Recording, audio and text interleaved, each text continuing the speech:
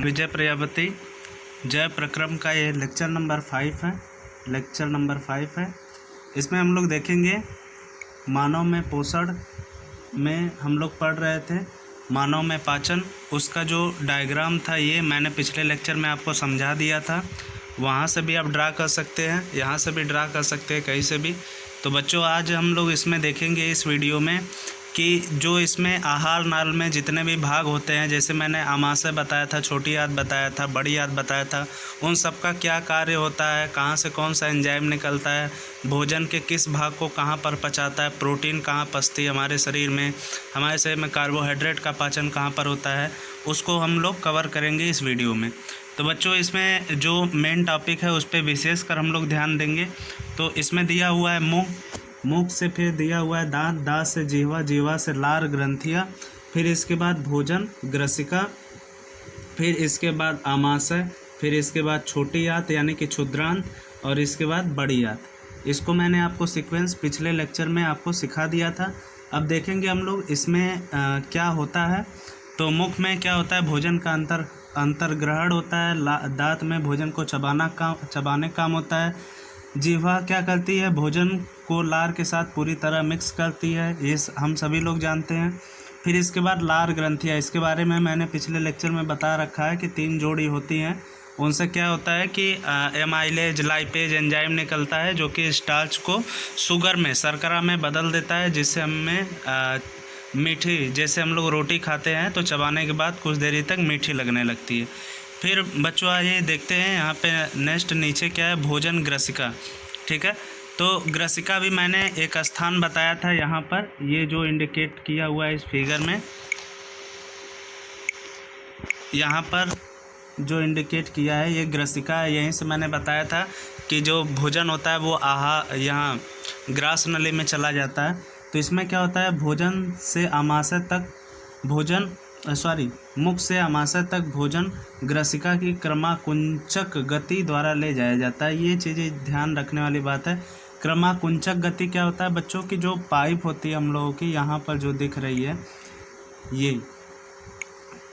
ये जो पाइप है, ये ग्रास नली वाली, ये क्या होता है कि जब भी कोई फूड पार्टिकल ऊपर से या नीचे की तरफ आता है तो ये फैलती सिकुड़ती रहती है। ठीक है, तो उसी फैलने सिकुड़ने की क्रिया को क्या कहते हैं, गति को क्या कहते हैं, क्रमाकुंचक गति। ठीक है, यहाँ पे लिखा भी हुआ है ग्रसिका की मांसपेशियों का संकुचन और शिथिलन। ठीक है बच्चों, फिर आइए देखते हैं नेक्स्ट क्या है, आमाशय। आमाशय वाला भाग एक बार फिर से और बता दे रहा हूँ, यहाँ पर आप देख सकते हैं कि लिखा हुआ है ये आमाशय। तो इसमें हम भोजन का क्या होता है, तो इसमें क्या होती है, जठर ग्रंथियाँ होती हैं जिनसे जठर रस निकलता है। ठीक है बच्चों, उस जठर रस में क्या क्या होता है हम लोग देखेंगे, पेप्सिन होता है, हाइड्रोक्लोरिक अम्ल और श्लेष्मा। ठीक है, पेप्सिन क्या होता है, एक एंजाइम होता है, और ये किसका पाचन करता है, ये हमें ध्यान देना है, प्रोटीन का, प्रोटीन वाले भाग का। फिर इसके बाद HCl हमारे आमाशय में स्रावित होता है। तो ये क्या काम करता है, जो भोजन आता है उसको अम्लीय माध्यम प्रदान करता है। मतलब जो भोजन हम लोगों का आ रहा था उसको एसिड में, उसमें एसिड मिक्स कर देता है, HCl हाइड्रोक्लोरिक अम्ल, और ये क्या करता है, पेप्सिन की क्रिया में सहायता करता है। ठीक है, जिससे पेप्सिन आसानी से प्रोटीन को पचा सके। फिर इसके बाद श्लेष्मा है, ये भी एक चिपचिपा पदार्थ है। तो ये क्या करता है, आमाशय के आंतरिक स्तर की अम्ल से रक्षा करता है, जिससे ये अम्ल हमारे आमाशय को ही ना नष्ट कर दे। ठीक है बच्चों, फिर इसके बाद आइए देखते हैं क्षुद्रांत, यानी कि यहाँ पर इसको क्या बोलते हैं, छोटी आंत।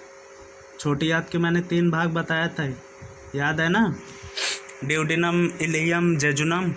ठीक है बच्चों, तो फिर इसके बाद देखेंगे हम लोग छोटी आंत रस में, तो इसमें किसका पाचन होता है, कार्बोहाइड्रेट का, वसा का और प्रोटीन का।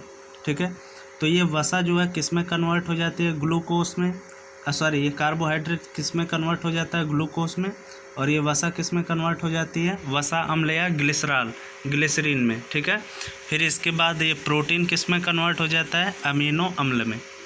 ठीक है बच्चों, फिर इसके बाद मैंने आमाशय के बारे में यकृत के बारे में भी बताया था आप लोगों को। तो यकृत तथा अग्नाशय से स्राव प्राप्त करती है। फिर इसके बाद हम लोग देखेंगे कि यकृत में यकृत से ही क्या निकलता है, पित्त रस। और ये पित्त रस क्या करता है कि वसा को पाचन करता है। वसा का मतलब जितने भी फैटी चीज़ें हम लोग खाते हैं तो वसा का पाचन कौन करता है, पित्त रस। और पित्त रस कहाँ से निकलता है, यकृत से। ठीक है, तो ये इसका क्या करता है, छोटी छोटी टुकड़ों मतलब कि उसका पाचन करेगा तो वो वसा जो बड़ी वसा है वो छोटी छोटी रूप में आ जाएंगी। तो जो बड़ी वसा है वो छोटे छोटे रूपों में आएंगी तो उसे बोलते हैं इमल्सीकरण। ठीक है बच्चों, और भी डिटेल में बताऊंगा जब कोलाइड पढ़ाऊंगा, आगे है इसमें। फिर इसके बाद हम लोग देखेंगे अग्नाशय। तो इससे क्या निकलता है, अग्नाशयिक रस। इससे पहले मैं दिखा दूँ आप लोगों को अग्नाशय और ये इसके पित्ताशय के बारे में। अग्नाशय यहाँ पर ये पिंक कलर का दिखाई दे रहा है, यहाँ पे ये अग्नाशय। ठीक है बच्चों, और इसके बाद ये जो है ये ग्रीन कलर का दिया हुआ है, ये जो है ये पित्ताशय। ठीक है, तो अब एक बात आप लोगों को यहाँ पे दिक्कत हो रही होगी कि ये तो यकृत से बनता है पित्तरस, तो ये स्टोर रहता है किसमें, पित्ताशय में। यकृत पित्ताशय में केवल स्टोर रहता है, लेकिन बनता कहाँ से है, यकृत से। ये क्वेश्चन कई बार आते हैं एग्जाम में, तो इस पे ध्यान देना बच्चों।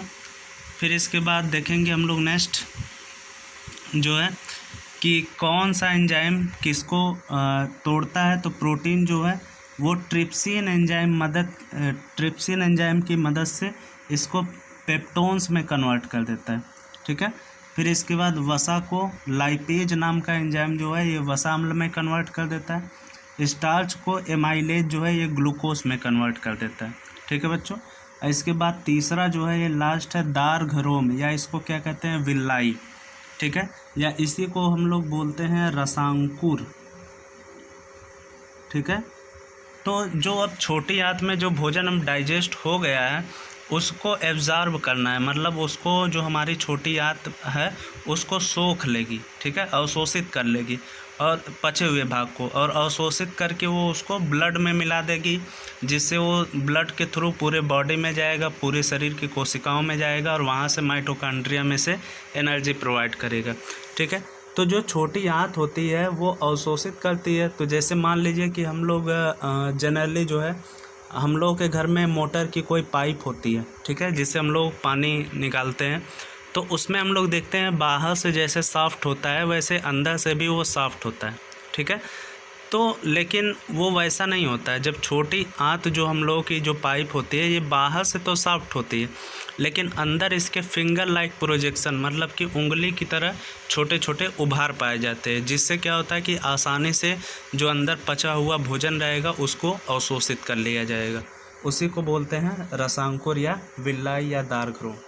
ठीक है बच्चों, फिर ये देख लेते हैं ये बृहदांत्र यानी कि बड़ी आंत। ठीक है, तो इसके भी मैंने 3 भाग बताए थे, सीकम, कालन, रेक्टम, देख लेना उसमें। फिर इसका काम क्या होता है, जल का अवशोषण, ये जल को अवशोषित कर लेती है, और वर्ज्य पदार्थ मतलब अवशिष्ट पदार्थ को गुदा द्वारा शरीर से बाहर निकाल दिया जाता है, जो अपच भोजन होता है। ठीक है बच्चों, फिर इसके बाद इसमें हम लोग देखेंगे श्वसन, ये नेक्स्ट टॉपिक है। तो इसमें क्या होता है कि श्वसन का मतलब पहले हमें समझना पड़ेगा। श्वसन का मतलब सिर्फ सांस ले लेना नहीं होता है। श्वसन का मतलब होता है कि जैसे हम लोग जो भोजन कर रहे हैं, जो भोजन हम लोग खा रहे हैं वो तो अब डाइजेस्ट हो गया, मैंने बताया ऊपर। डाइजेस्ट होने के बाद स्मॉल इंटेस्टाइन यानी छोटी आंत में रसांकुर होते हैं, उसके द्वारा अवशोषित हो गया, अवशोषित होकर ब्लड में मिला दिया गया, खून में, और फिर खून से वो हमारे पूरे शरीर में चला गया, अब शरीर से कोशिकाओं में चला गया। ठीक है, तो अब वहाँ पर जाने के बाद वो एनर्जी हमें नहीं देगा। क्यों नहीं देगा, क्योंकि वहाँ पर जाने के बाद हमें भोजन को जलाना पड़ेगा। क्यों जलाना पड़ेगा, जैसे मान लो सपोज़ करो बच्चों कि जैसे एक बाइक है, उसमें से पेट्रोल भर के हम लोग रख देंगे तो बाइक क्या स्टार्ट हो जाएगी, तो उसको हमें स्टार्ट करने के लिए उस पेट्रोल को जलाना पड़ता है, और जलाने के लिए हमें क्या चाहिए, ऑक्सीजन चाहिए। ठीक है, तो उसी प्रकार से जो हमारे कोशिकाओं तक पचा हुआ भोजन पहुंच गया है, अब उसको हम लोग जलाएंगे तभी हमें एनर्जी मिलेगी। तो उसको जलाने के लिए हम लोग क्या लेते हैं, ऑक्सीजन। ठीक है, तो ऑक्सीजन में क्या करते हैं हम लोग, सांस लेते हैं, तो सांस हमारे जाता है फेफड़ों में, फेफड़ों में से जाएगा वायु कोष्ठक में, वहाँ से जाएगा ब्लड में, ब्लड से वो भी चला जाएगा पूरे शरीर में, फिर वो भी जाएगा कोशिकाओं में, कोशिकाओं से जाएगा माइटोकॉन्ड्रिया में, वहाँ पर जाकर उसकी प्रेजेंस में उस भोजन का ऑक्सीकरण होगा, पचा हुआ भोजन जो पहले से वहाँ पर उपस्थित है उसका वहाँ पर ऑक्सीकरण होगा, जिससे हमें ऊर्जा मिलेगी। ठीक है, तो ये पूरी प्रक्रिया जो है क्या कहलाएगी? श्वसन। ठीक है बच्चों, मतलब सांस लेने से लेकर भोजन के जलाकर एनर्जी निकालने तक की क्रिया क्या कहलाती है? श्वसन। ठीक है, तो यहाँ पे लिखा हुआ है, इसकी डिफिनीशन लिखी हुई है, पोषण प्रक्रम के दौरान ग्रहण की गई खाद्य सामग्री का उपयोग कोशिकाओं में होता है, जिससे विभिन्न जैव प्रक्रमों के लिए ऊर्जा प्राप्त होती है। ये बात हमें नोट करने, ऊर्जा प्राप्त होती है। ठीक है, ऊर्जा उत्पादन के लिए कोशिकाओं में भोजन के विखंडन को, अभी मैंने समझाया कि भोजन के तोड़ने को क्या कहते हैं? कोशिकीय श्वसन कहते हैं। तो अब इसमें हम लोग देखेंगे कि विभिन्न पथों द्वारा ग्लूकोज का विखंडन। ठीक है, तो ग्लूकोज क्या फार्मूला होता है? C6H12O6। इसमें कार्बन कितने होते हैं? 6 कार्बन होते हैं। ठीक है, तो ये जैसे ही मतलब हमारे कोशिका द्रव्य में जाएगा साइटोप्लाज्म में, तो ये जो है ये ब्रेक डाउन हो जाएगा और ये 3 कार्बन वाला कंपाउंड बनाएगा, यौगिक बनाएगा, जिसका नाम होगा पायरुविक एसिड, या फिर इसी को बोलते हैं पायरुवेट। ठीक है, और क्या मुक्त करेगा? यहाँ से एनर्जी को रिलीज़ करेगा, मुक्त करेगा। ठीक है, फिर देखेंगे हम लोग नीचे, तो अब ये पायरुवेट एनर्जी हमें कैसे मिलेगी, तो उसको हम लोग देखेंगे कि सबसे पहले जो ग्लूकोज है वो क्या है? ऑक्सीजन की अनुपस्थिति, मतलब कि कुछ जो है ऑक्सीजन की अनुपस्थिति में क्या बनेगा? तो एथेनॉल बनेगा और कार्बन डाइऑक्साइड बनेगा। तो इसमें होता है क्या है? किण्वन होता है। ठीक है, तो किण्वन की भी परिभाषा यहाँ से सीख लो कि ऑक्सीजन की अनुपस्थिति में, ठीक है, ऑक्सीजन की अनुपस्थिति में भोजन का, ठीक है, दहन क्या कहलाता है? किण्वन कहलाता है। ठीक है, और इसके पश्चात बनता क्या है वो देख लो, एथेनॉल बन रहा है और क्या बन रही है? कार्बन डाइऑक्साइड बन रही है। उसी प्रकार से अब यहाँ पर देखेंगे दूसरा वे कि ऑक्सीजन का अभाव, मतलब जहाँ पर ऑक्सीजन की कमी हो जाती है। इसका सबसे अच्छा एग्जांपल बताता हूँ कि जैसे मान लो बच्चों, तुम लोग ऐसे ही घर पे बैठे हुए हो और अचानक से तुम लोगों को जैसे दौड़ने के लिए कहा जाए, तुम लोग दौड़ लोगे। ठीक है, तो दौड़ने के बाद क्या होता है? हमारी मांसपेशियों में दर्द होने लगता है कुछ देरी के बाद या एक दिन के बाद, मतलब कि हमारी मांसपेशियाँ क्या होती हैं? दर्द करने लगती है। ये ऐसा क्यों होता है? क्योंकि हमारे शरीर में लैक्टिक एसिड बन जाता है, लैक्टिक अम्ल बन जाता है। और ऐसा क्यों होता है इसको सुनो कि लैक्टिक एसिड क्यों बनता है? क्योंकि सोचो, जब हम ज़्यादा बहुत तेज़ी से दौड़ेंगे तो हमें ज़्यादा एनर्जी की आवश्यकता होगी, तो हमारी सांस भी इसीलिए फूलती है कि हमें ज़्यादा ऑक्सीजन चाहिए, जिससे हमें ज़्यादा भोजन को तोड़ सके और ज़्यादा एनर्जी मिल सके। लेकिन ऐसा नहीं हो पाता है कि हमें प्रॉपरली जितना ऑक्सीजन चाहिए, जितने हम लोग ऊर्जा खर्च कर रहे हैं, उतना ऑक्सीजन नहीं मिल पाता है। तो वहाँ कोशिकाओं में ऑक्सीजन का अभाव होता है। तो फिर इसके बाद क्या बन जाता है? हमारे शरीर में लैक्टिक एसिड बन जाती है और ऊर्जा मिलती। तो ये लैक्टिक एसिड क्या होती है? बाद में पेन करती है, हमें दर्द देती है। फिर इसके बाद ऑक्सीजन की उपस्थिति, तो ये तो जाहिर सी बात है हम लोगों में होती ही है। तो इसमें क्या मुक्त होता है? कार्बन डाइऑक्साइड, जल, ऊर्जा। और ऊर्जा कहाँ निकलती है? माइटोकॉन्ड्रिया में। माइटोकॉन्ड्रिया को ही याद दिला दूं बच्चों, क्या कहते हैं? बोलो, इसी को बोलते हैं, बताओ, ये तुम लोग बताना हमें वीडियो में कि माइटोकॉन्ड्रिया क्या कहते हैं। चलो ठीक है, बता दे रहा हूँ, पावर हाउस ऑफ सेल कहते हैं। ठीक है, फिर बच्चों नेक्स्ट टॉपिक है हमारा श्वसन। तो श्वसन में हम लोग देखेंगे एक वायवीय श्वसन होता है, यानी कि जो श्वसन ऑक्सीजन की उपस्थिति में हो उसे वायवीय श्वसन कहते हैं, और जो श्वसन ऑक्सीजन की अनुपस्थिति में होता है उसे क्या बोलते हैं? अवायवीय श्वसन। अभी ऊपर ही मैंने बता दिया इसके बारे में। तो फिर इसके बाद इसमें जो कुछ पॉइंट्स है इसको हम लोग देख लेते हैं। तो वायवीय श्वसन अभी बताया हूँ, ऑक्सीजन की उपस्थिति में होता है। सेकेंड पॉइंट, ग्लूकोज का पूर्ण उपचयन यानी ऑक्सीकरण होता है, टूटता है, तो क्या क्या बनता है? कार्बन डाइऑक्साइड, पानी और ऊर्जा मुक्त होती है। ठीक है, फिर इसके बाद तीसरा पॉइंट क्या है? यह कोशिका द्रव्य तथा माइटोकॉन्ड्रिया में होता है। फिर चौथा क्या है? अधिक ऊर्जा उत्पन्न होती है। कितनी होती है? 36 ATP। एटीपी का बच्चों पूरा नाम होता है एडिनोसिन ट्राइफॉस्फेट, ठीक है। जो मैंने बताया था कि माइटोकॉन्ड्रिया में भोजन और ऑक्सीजन जलेगा तो जलने के बाद वो किस रूप में हमें मिलेगी, ऊर्जा किस रूप में मिलेगी, एटीपी के ही रूप में मिलेगी, ठीक है। तो ये एटीपी से, अब सोचो एटीपी को कोशिका का ऊर्जा सिक्का कहते हैं। अब ये एटीपी भी हमें ऊर्जा नहीं देगा, तो ये एटीपी कन्वर्ट होगा किसमें, एडीपी, ठीक है, एडिनोसिन डाइफॉस्फेट में, तब हमें एनर्जी मिलेगी। फिर इसके बाद आओ देख लेते हैं इसमें अवायवीय श्वसन में क्या क्या है। यह ऑक्सीजन की अनुपस्थिति में होता है, जानते ही हैं कि इसमें क्या होता है, ग्लूकोज अच्छी तरीके से नहीं टूट पाता है, ऑक्सीकरण नहीं हो पाता है, और इसमें क्या बनता है, एथेनॉल बनता है, लैक्टिक एसिड बनती है, कार्बन डाइऑक्साइड, और एनर्जी मुक्त होती है। और ये कहाँ होता है, कोशिका द्रव्य में, ठीक है। फिर इसके बाद इसमें क्या होता है, उसकी अपेक्षा बहुत कम एनर्जी मिलती है, सिर्फ 2 एटीपी, और इसमें देख लो 36 एटीपी मिल रही थी। और ये किस में होता है, ईस्ट में, ठीक है।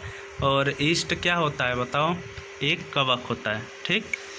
तो बच्चों आज के लेक्चर में इतना ही। फिर इसके बाद नेक्स्ट लेक्चर में मैं स्टार्ट करूँगा मानव श्वसन तंत्र, ठीक है बच्चों। इसको अच्छे से समझ लेना जो अभी मैं वीडियो ये बना रहा हूँ, और नोट्स ज़रूर सभी लोग पूरा करते रहो विथ सुटेबल डायग्राम जहाँ से भी मिल जाए उसको अच्छे से बना लो। जैसे मान लो कि तुम लोगों को ये डायग्राम बनाने में थोड़ी सी डिफ़िकल्टी होगी ये वाला, ठीक है, क्योंकि यहाँ पे कलरफुल डायग्राम है। तो इसको गूगल सर्च कर लो कि ह्यूमन डाइजेशन सिस्टम या मानव पाचन तंत्र, तो उस पर तुम लोगों को बहुत सारा ऐसा डायग्राम मिल जाएगा जो तुम लोगों को अच्छा लगे, जिसमें सभी ऑर्गन्स दिए हों, उसको ड्रा कर सकते हो, ठीक है बच्चों।